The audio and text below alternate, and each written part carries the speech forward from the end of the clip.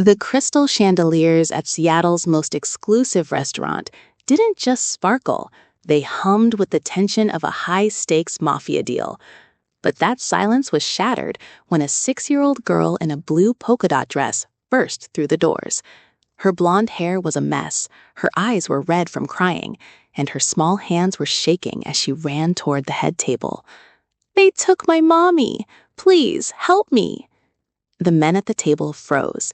These were some of the most dangerous individuals in the Pacific Northwest, and at the center of them sat Shin Young-hwa, the Iron Dragon.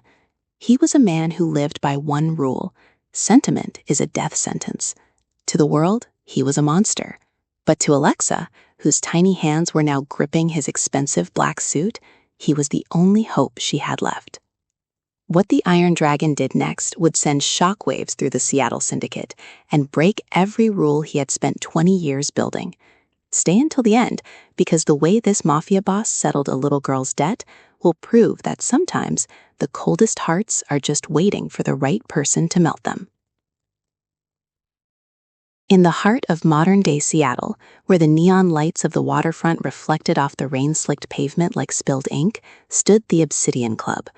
This wasn't a place for the common citizen. It was a sanctuary of steel and silk, a fortress where the city's true pulse was measured in whispers and wire transfers. Inside the private dining vault, the air was thick with the scent of aged sandalwood and the metallic tang of unspoken threats. This was the seat of the Iron Dragon, and tonight, the atmosphere was colder than the winter fog rolling off the Puget Sound. Shin Young-hwa sat at the head of a hand-carved mahogany table, his presence anchoring the room in a heavy, suffocating silence. At 48, he was a man defined by sharp edges and absolute discipline.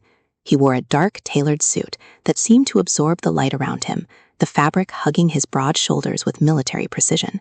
Every button was fastened, every fold was intentional. To Young-hwa, a stray thread was a sign of a stray mind, and he permitted neither. His hands, large and unblemished despite a lifetime of violence, rested flat on the table, framing a single glass of untouched whiskey. Around him, 4 of his most trusted lieutenants sat like statues, their eyes fixed on their plates. They were men who had seen the worst of the Seattle docks, yet in Young-hwa's presence, they barely dared to breathe. They knew the stories of rivals who had disappeared into the Sound from mere insults, and of the iron rule that governed their lives. Sentiment is a crack in the armor, and cracks lead to graves. Young-hwa's gaze was a physical weight, a pair of dark, focused eyes that assessed every shadow and calculated every risk. He didn't need to raise his voice to command. His silence was a weapon, more terrifying than any shout.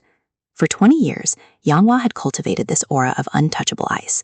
He had scrubbed his heart clean of the memories of his own childhood tragedy, replacing warmth with the mechanical efficiency of a crime syndicate that ran with surgical precision. To the world outside, he was a myth, a ghost in a luxury suit who pulled the strings of the underworld. To the men in this room, he was a god of order. The only sound was the faint hum of the ventilation and the distant rhythmic ticking of a grandfather clock. It was a perfect, controlled world of fear and power, built on the premise that nothing could ever pierce the Iron Dragon's hide. Young-hwa picked up his glass, the amber liquid catching the light, but he did not drink. He simply watched the door, his instincts honed by decades of survival, unaware that in mere seconds, the heavy mahogany would swing open to admit the only force in the world he wasn't prepared to fight. The heavy mahogany doors of the private vault didn't just open, they recoiled against the wall with a violence that made every man at the table reach instinctively for the cold steel tucked beneath their jackets. The intrusion was a death sentence in the world of the Iron Dragon, but the figure that stumbled into the room was not an assassin. It was a fragment of a world Young-hwa had long ago abandoned. A small girl in a blue polka dot dress, her blonde hair tangled, and her face a roadmap of salt-streaked grime. Alexa didn't see the guns. She didn't see the 4 lieutenants who rose like shadows, their faces twisted in confusion and lethal intent. She only saw the man at the head of the table. While the others radiated a frantic, predatory energy, Shin Young-hwa sat as still as a mountain in the eye of a storm. To anyone else, his expression was a mask of terrifying indifference. But to a child driven by pure primal desperation, his stillness looked like a harbor.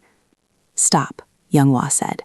It wasn't a shout, but the single syllable carried enough weight to freeze his men mid-motion. Alexa ignored the guards and ran. Her small shoes skidded on the polished floor as she threw herself at Younghwa, her tiny hands clenching the dark, expensive wool of his sleeve. She didn't just touch him, she anchored herself to him, her fingers locking with a strength born of total terror. The lieutenants watched in stunned silence, their breath held. No one touched the boss. No one dared to pierce the 2-inch radius of his personal space. Yet here was a child, weeping into the fabric of a suit that cost more than a common man's yearly salary. "They took my mommy," she sobbed, her voice a ragged, high-pitched fracture in the room's oppressive quiet. "The bad man, they put her in the black car. Please, you have to help. You're the one, please." Younghwa looked down. For a heartbeat, his eyes remained those of the Iron Dragon, calculating, distant, and cold. He looked at the child as if she were a foreign object that had fallen from the sky. But then Alexa looked up. Her reddened eyes met his, and for the first time in 20 years, the absolute discipline of Shin Younghwa faltered. He saw the desperate need for safety in her gaze, a mirror of a look he had once seen in his own reflection a lifetime ago. He didn't pull away. Instead, his posture subtly shifted, his broad shoulder dipping toward her in a gesture of unconscious protection. The men in the room exchanged glances of disbelief. The air in the vault, once thick with the sense of a mob war, suddenly felt fragile. The Iron Dragon had been chosen, not as a target, but as a savior, and the city of Seattle was about to learn that there was something far more dangerous than a mafia boss who didn't care, a mafia boss who suddenly did. The lieutenants remained motionless, their eyes darting between the child's small, dirt-caked hands and the pristine fabric of Younghwa's sleeve. To them, the sight was a sacrilege, a breach of the sanctuary.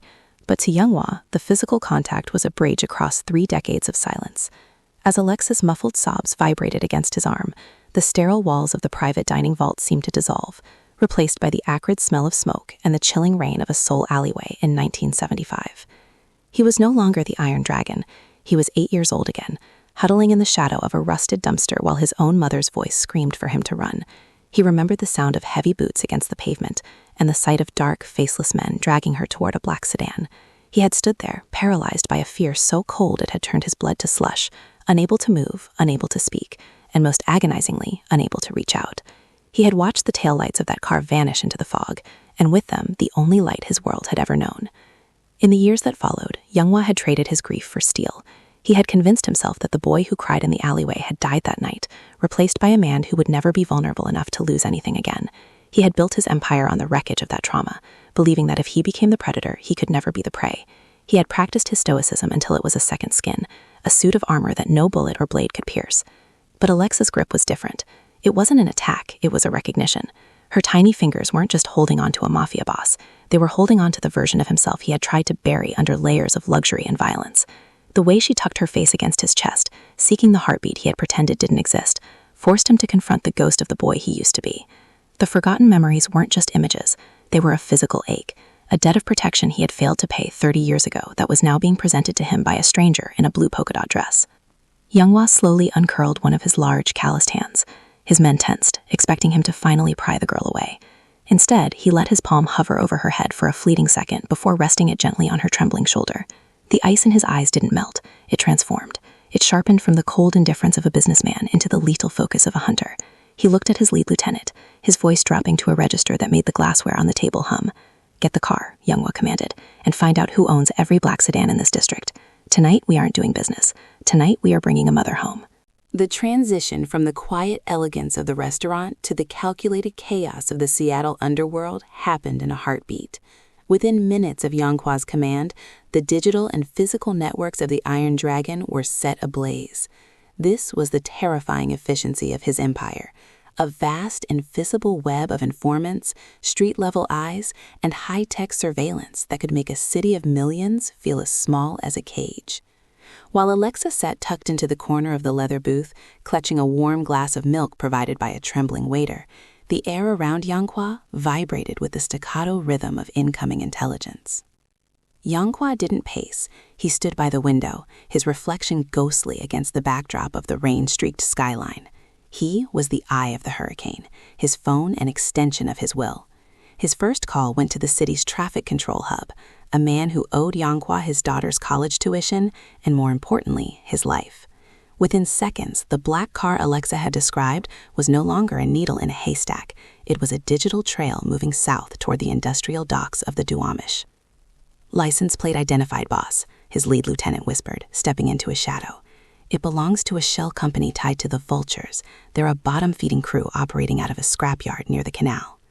Yanqua's eyes narrowed, the dark pupils reflecting the cold light of his phone screen. He knew the Vultures. They were reckless, undisciplined men who didn't respect the silent codes of the old guard. They traded in fear and high-interest misery, preying on people like Aylin Watts, single mothers who were invisible to the law but easy targets for predators. A map of the shipyard bloomed on his tablet, showing a labyrinth of rusted containers and crumbling warehouses. He began pulling the strings of his network with the precision of a master weaver.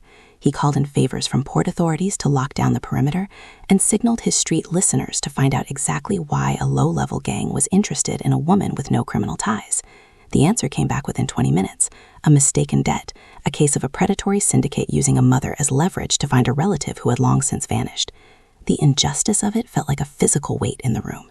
To the Vultures, Aylin Watts was just collateral. To Alexa, she was the entire world. Yanqua watched as the little girl finally succumbed to exhaustion, her head nodding against the plush velvet.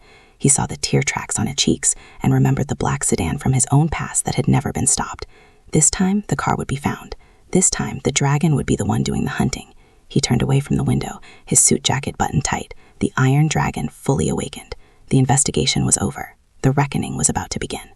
The violent hum of the city's mobilization felt distant and muffled within the plush sanctuary of the restaurant's private suite. Outside the heavy doors, men were arming themselves, and engines were roaring to life. But inside, the air had softened into a rare, fragile quiet.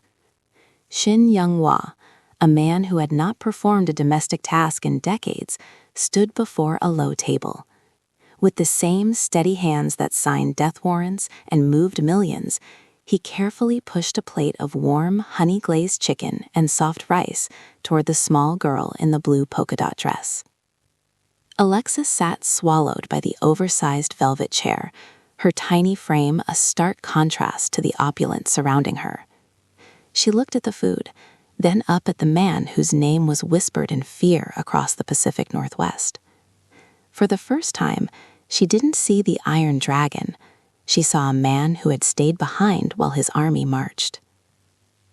Young-hwa sat on the edge of the adjacent chair, not with his usual rigid authority, but with a slight, awkward lean, as if he were trying to minimize his imposing height so not to frighten her. "Eat," he said, his voice losing its serrated edge. It wasn't a command this time, it was an invitation. As she began to eat, her movements slow and wary, Young-hwa reached out and picked up a silk napkin. He leaned forward and, with a gentleness that would have stunned his rivals, wiped a smudge of grime from her cheek. His thumb brushed against her skin, and for a moment his stoic mask cracked. He saw the way her small hand reached out to touch the heavy fabric of his sleeve again, seeking the reassurance of his presence. In the eyes of his lieutenants, he was a god of steel, but to Alexa, he was simply the person who had promised to bring her mother back. He didn't speak of the war he was about to start. Instead, he watched her until she finished the meal, ensuring she felt the safety of the fortress he had built around her. When her eyelids began to flutter, heavy with the weight of her ordeal, he signaled for a soft cashmere throw. He draped it over her shoulders himself, his large hands lingering for a second to tuck the fabric around her small form. His lead lieutenant appeared at the door, his expression one of utter disbelief at the domestic scene before him. He cleared his throat, signaling that the strike team was ready. Young-hwa didn't turn immediately. He waited until Alexa's breathing evened out into the deep sleep of the exhausted. Only then did he stand, his shadow lengthening across the room like a dark shroud. The gentleness vanished, replaced by a cold, predatory focus that felt more dangerous than before because it now had a purpose. He had given the child his word, and as he stepped into the hall, the men waiting for him knew that anyone standing between the dragon and his promise was already dead. The rain over the Duwamish waterway had turned into a freezing deluge, turning the industrial skyline into a blurred graveyard of rusted cranes and rotting timber. Shin Yong-hwa stood on the deck of a silent cargo barge, his dark trench coat billowing in the wind like the wings of a predatory bird. Ahead, bathed in the sickly yellow glow of flickering floodlights, sat the Vulture's hideout, a sprawling, dilapidated scrapyard fortified by corrugated steel and desperation. Through his high-powered binoculars, Young-hwa tracked the movement of the sentries. They were sloppy, pacing with cigarettes tucked into the corners of their mouths, their weapons slung lazily over their shoulders. To a man of Young-hwa's discipline, their lack of order was an insult. But his anger wasn't just professional, it was personal. Every time he looked at the black sedan parked near the main office, he saw the car that had stolen his childhood.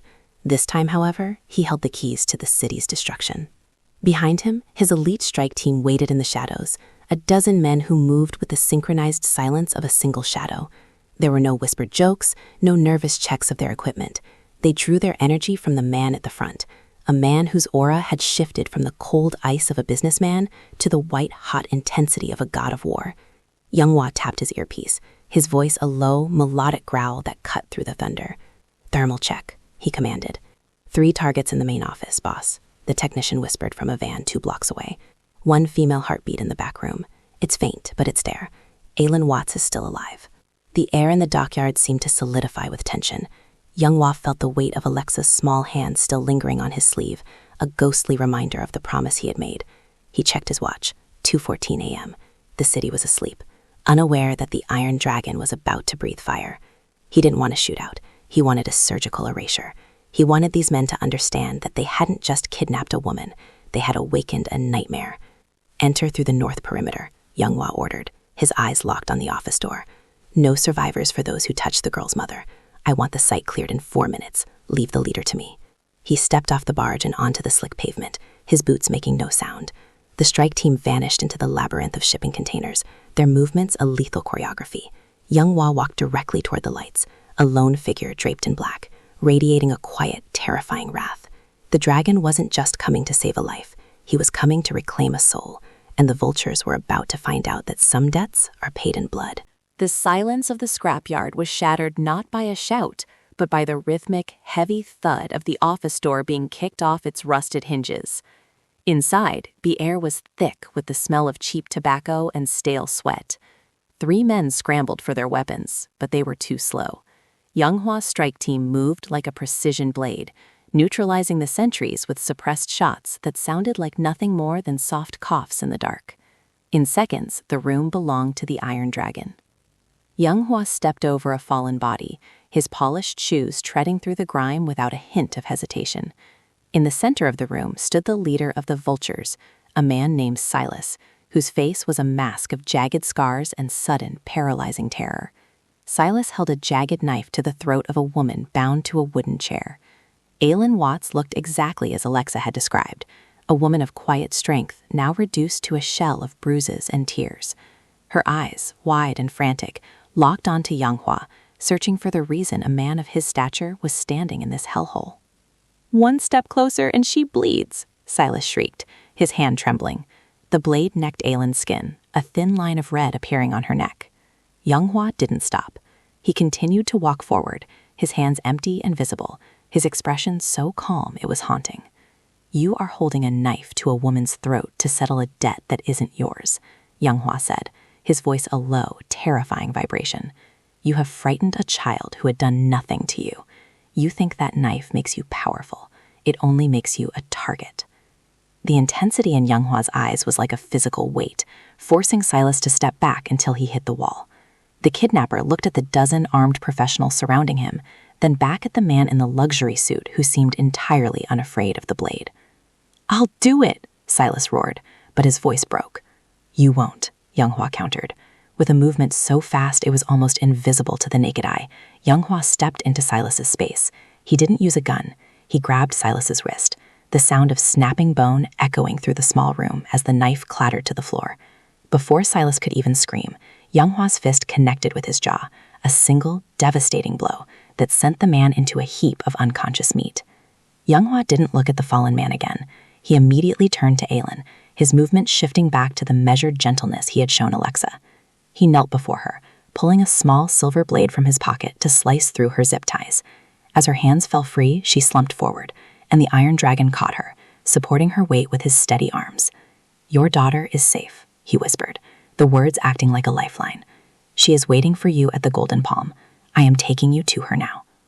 Aelin gripped his lapels, her sobs finally breaking through the shock. Younghwa stood, lifting her with an effortless strength, and carried her out of the darkness and into the rain, where the black sedan was waiting, not to take a mother away, but to return her home. The rain began to wash the blood and grime from the scrapyard pavement, but it could not wash away the cold finality of Shin Younghwa's judgment. While his men escorted a trembling Aelin Watts to a waiting car, the Iron Dragon remained in the center of the vulture's lair. Silas was groaning on the floor, clutching his shattered wrist, but the sound was cut short when Younghwa's shadow fell over him. Younghwa didn't reach for a weapon. His presence alone was the sentence. He signaled to his lead lieutenant, who produced a thick leather-bound ledger recovered from the office safe. In it were the names of dozens of local families, shopkeepers, laborers, and single parents, all being bled dry by Silas's predatory interest rates. To the vultures, this was a gold mine. To Younghwa, it was a record of cowardice. He took the book and dropped it onto a rusted oil drum. "By sunrise," Younghwa said, his voice as sharp as a winter frost, "every digital record of these debts will be erased, every physical contract will be ash, and every cent you have extorted from this zip code will be returned, with interest, into an anonymous community fund." Silas looked up, his eyes wild with desperation. "That's millions. That's everything we have." Younghwa leaned down, his face inches from the broken man's. "You should be grateful I am only taking your money. If I ever see your shadow in this district again, if you so much as breathe in the direction of Aelin Watts or her daughter, I will not come as a businessman. I will come as the end of your bloodline." With a simple gesture, Younghwa's team began the systematic liquidation of the syndicate's assets. They moved with a chilling corporate efficiency, seizing hard drives and emptying hidden safes. This wasn't a robbery. It was a total erasure. By the time the sun began to peek through the Seattle fog, the vultures would no longer exist as a legal or illegal entity. Their influence had been vaporized by a man who had decided that the dragon's territory was no longer a place where children cried for their mothers. Younghwa watched as a match was struck, the ledger catching fire and curling into black flakes that drifted away in the wind. The debt was settled, not with blood money, but with justice. He checked his watch and felt a rare, quiet pull in his chest. The war was over, but he had one final appointment to keep. He turned his back on the burning scrapyard, his suit still impeccably pressed despite the night's violence, and stepped into his car. He had spent 20 years building a fortress of fear, but as he drove back toward the city, he realized he was finally heading toward a home. 6 months had passed since the night the Seattle underworld felt the fire of the Iron Dragon, but the city's waterfront park was now a portrait of serene, ordinary life. The jagged edges of winter had softened into a lush, vibrant spring, and the air carried the scent of salt water and blooming cherry blossoms instead of smoke. High above the winding walking paths, tucked behind the tinted glass of a stationary black sedan, Shin Younghwa sat in his usual silence. He was, as always, dressed in a sharp, dark suit, his presence a quiet anchor in the shifting world. But the cold intensity that once defined him had settled into something deeper, a watchful, protective peace. Below him, Alexa was running through the grass, her blonde hair catching the afternoon sun like spun gold. She was no longer wearing the blue polka dot dress that had been stained by tears. Instead, she wore a bright yellow sunsuit, her laughter echoing up toward the hills. Behind her walked Aelin, her steps light, and her face clear of the shadows that had once haunted her. They looked like any other family enjoying the safety of a Sunday afternoon, unaware that the quiet park was one of the most heavily guarded sectors in the city. Younghwa watched them through the window, his large hands resting relaxed on his lap. He didn't need to be down there with them to feel the connection. He had provided them with a quiet apartment in a secure district, a modest college fund for Alexa, and a job for Aelin that allowed her to be home every evening. To the rest of the world, he was still the formidable head of the syndicate, a man to be feared and respected. But here, in the privacy of his own heart, he was simply the guardian of a promise he had kept to a ghost from his past. His lead lieutenant sat in the driver's seat, checking his watch. "The meeting with the Busan delegates starts in 20 minutes, boss," he murmured, his tone respectful but softened. He had stopped asking why they spent every Sunday afternoon in this specific parking spot. He, like the rest of the inner circle, had seen the change. The Iron Dragon was still lethal, still precise, but he no longer ruled by fear alone. He ruled with the perspective of a man who knew exactly what was worth fighting for. Young Hwa took one last look at the little girl as she tripped, laughed, and was scooped up into her mother's arms. A faint, almost imperceptible smile touched the corner of his mouth, the first true smile in 30 years. He had spent his life believing that emotions were cracks in a man's armor, but as the car pulled away, he realized the truth. The love he felt for the family he had saved wasn't a weakness. It was the strongest steel he had ever forged. The dragon still had his fire, but now it was used to keep the world warm for those who needed it most. Thank you for watching, and remember to subscribe for more incredible stories that prove that even the coldest hearts can be melted by a single act of courage.